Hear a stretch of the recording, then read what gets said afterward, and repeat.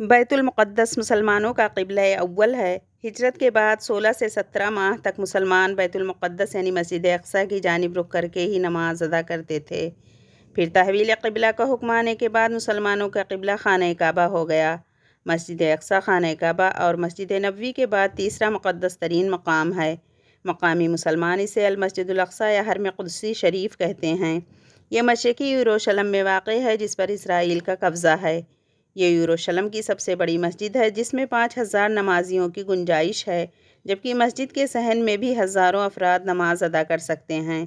نبی کریم صلی اللہ علیہ وسلم سفر معراج کے دوران مسجد حرام سے یہاں پہنچے تھے اور بیت المقدس میں تمام انبیاء کی نماز کی امامت کرنے کے بعد براق کے ذریعے 7 آسمانوں کے سفر پر روانہ ہوئے۔ قرآن مجید کی سورہ الاسراء میں اللہ تعالیٰ نے اس مسجد کا ذکر ان الفاظ میں کیا ہے: پاک ہے وہ ذات جو اپنے بندے کو رات ہی رات میں مسجد حرام سے مسجد اقصیٰ لے گئی، جس کے آس پاس ہم نے برکت دے رکھی ہے، اس لیے کہ ہم اسے اپنی قدرت کے بعض نمونے دکھائیں۔ یقیناً اللہ تعالیٰ ہے خوب سننے والا اور دیکھنے والا ہے۔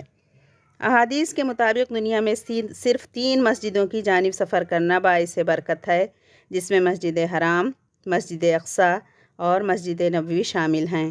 سیدنا عمر فاروق کے دور میں مسلمانوں نے بیت المقدس کو فتح کیا تو سیدنا عمر نے شہر سے روانگی کے وقت صخرہ اور براق باندھنے کی جگہ کے قریب مسجد تعمیر کرنے کا حکم دیا، جہاں انہوں نے اپنے ہمراہیوں سمیت نماز ادا کی تھی۔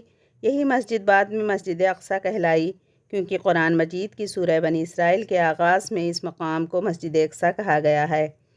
اس دور میں ہی صحابہ نے تبلیغ اسلام اور اشاعت دین کے خاطر بیت المقدس میں اقامت اختیار کی۔ خلیفہ بن عبد الملک بن مروان نے مسجد اقصیٰ کی تعمیر شروع کرائی اور خلیفہ ولید بن عبد الملک نے اس کی تعمیر مکمل کی اور اس کی تزئین و آرائش کی۔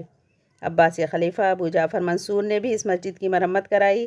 پہلی صلیبی جنگ کے بعد جب عیسائیوں کا بیت المقدس پر قبضہ ہو گیا تو انہوں نے مسجد اقصیٰ میں بہت رد و بدل کیا۔ انہوں نے مسجد میں رہنے کے لیے کئی کمرے بنا لیے اور اس کا نام معبد سلیمان رکھا، نیز متعدد دیگر عمارتوں کا اضافہ کیا جو بطور جائے ضرورت اور اناج کی کوٹھیوں کے استعمال ہوتی تھیں۔ انہوں نے مسجد کے اندر اور مسجد کے ساتھ ساتھ گرجا بھی بنا لیا۔ سلطان صلاح الدین ایوبی نے 1187 میں فتح بیت المقدس کے بعد مسجد اقصیٰ کو عیسائیوں کے تمام نشانات سے پاک کیا اور محراب اور مسجد کو دوبارہ تعمیر کیا۔ صلاح الدین ایوبی نے قبلہ اول کی آزادی کے لیے تقریباً 16 جنگیں لڑیں۔ اسلام اور ملت اسلامیہ کے خلاف یہودیوں کی دشمنی تاریخ کا ایک مستقبل باب ہے۔ یہود مدینہ نے عہد رسالت ماباب میں جو شورشیں اور سازشیں کی، ان سے تاریخ اسلام کا ہر طالب علم آگاہ ہے۔ گزشتہ 14 صدیوں سے یہود نے مسلمانوں کے خلاف بالخصوص اور دیگر انسانیت کے خلاف بالعموم معاونہ رویہ اپنا رکھا ہے۔ 20ویں صدی کے حادثات و سانحات میں سب سے بڑا سانحہ مسئلہ فلسطین ہے۔ یہود و نصارہ نے مسئلہ پیدا کر کے گویا اسلام کے دل میں خنجر گھونپ رکھا ہے۔ 1948 میں اسرائیل کے قیام کے بعد یورپ سے آئے ہوئے غاصب یہودیوں نے ہزاروں سال سے فلسطین میں آباد فلسطینیوں کو ان کی زمینوں اور جائیدادوں سے بے دخل کر کے انہیں کیمپوں میں نہایت ابتر حالت میں زندگی بسر کرنے پر مجبور کر دیا ہے۔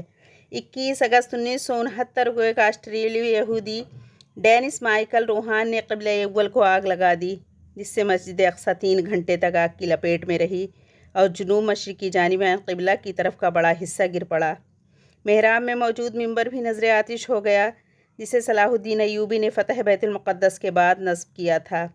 دراصل یہودی اس مسجد کو ہیکل سلیمانی کی جگہ تعمیر کردہ عبادت گاہ سمجھتے ہیں اور اسے گرا کر دوبارہ ہیکل سلیمانی تعمیر کرنا چاہتے ہیں، حالانکہ وہ کبھی بھی بذریعہ دلیل اس کو ثابت نہیں کر سکے کہ یہ ہیکل سلیمانی یہیں تعمیر تھا۔